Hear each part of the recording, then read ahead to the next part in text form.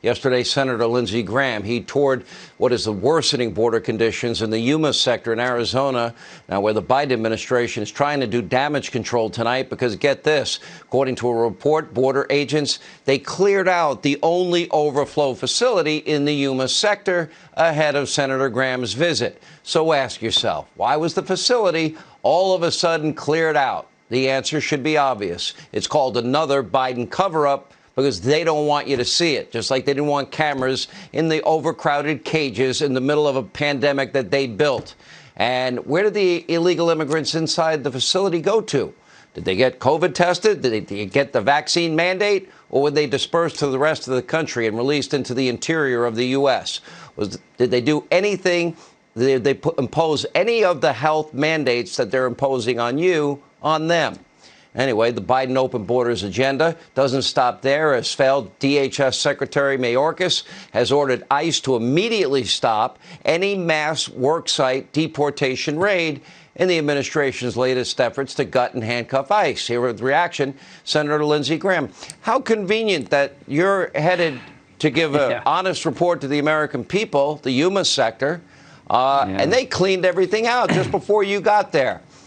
Sounds a lot like when you and Senator Cruz and others went to see the Biden cages in Texas. Well, let me tell you what I saw. One, the Border Patrol would like me to come down every week because they finally get somebody to help them. The Border Patrol, the men and women of the Border Patrol are being asked to do the impossible. They're American patriots. They deserve all of our appreciation and thanks. But they've been abandoned by the Biden administration. There were 5,000 people in this facility made for 500 until I came. When I got there, there was still 1,000. So between October of 2020 and October of this year, 2021, in the Yuma sector alone, there's been a 1,300% increase in illegal crossings. In all of 2020, 8,000 people were apprehended in the Yuma sector. As of the week I went there, as of a couple of days ago, 114,000 people in the Yuma sector alone. What you see in Texas is moving to Arizona, my friend. Let me ask you this, Senator. We're a nation of laws, or we're supposed to be. Our laws are all predicated on that great document known as our Constitution. Joe Biden is not only not enforcing the law, but he's aiding and abetting the law breaking by processing and not even requiring. They're requesting people to show up, not requiring. So my question is, does every other American get to pick and choose what laws they want to obey and not obey?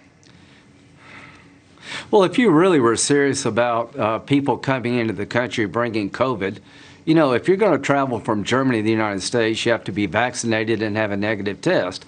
You had 114,000 people come in the Yuma sector alone since last October. Nobody's being tested. Nobody's been vaccinated. They don't have the capability to do that. Isn't that preferential treatment for illegal immigrants? You know, it's stupid. It's dangerous. What I saw that bothers me the most is another 9/11 in the making. There are 80 countries that they pick people up from. There are 2 terrorists from Yemen they caught just a few weeks ago.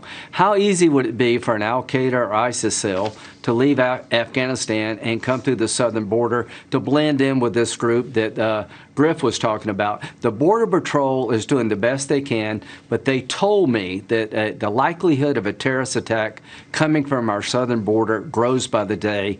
And what you see in Texas is moving to Arizona. A 1,300% increase in illegal crossings in the Yuma sector in the last few months. Why?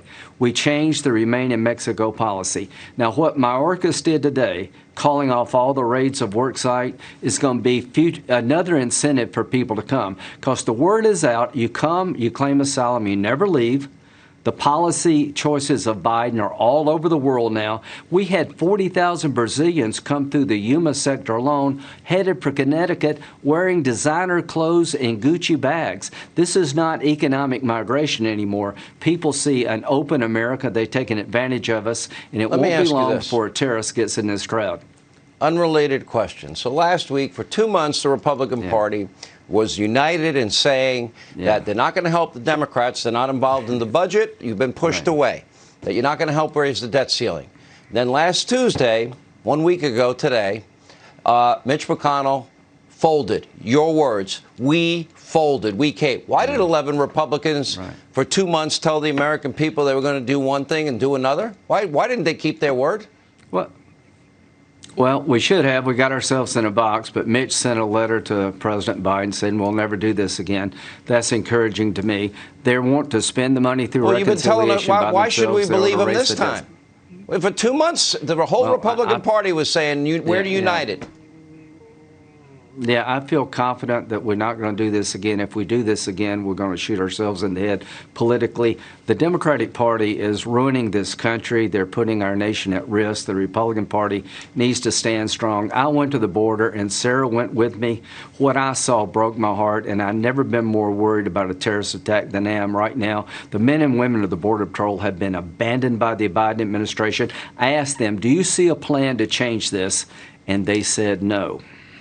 Do me a favor. You might want to ask Joe if you ever get to see him. Maybe go visit him in Delaware. And you might want to ask him what his plan is to rescue the Americans he abandoned behind enemy lines in Afghanistan, because he hasn't talked about them in 40 days. Senator, appreciate you being with us. Amen. When we come back,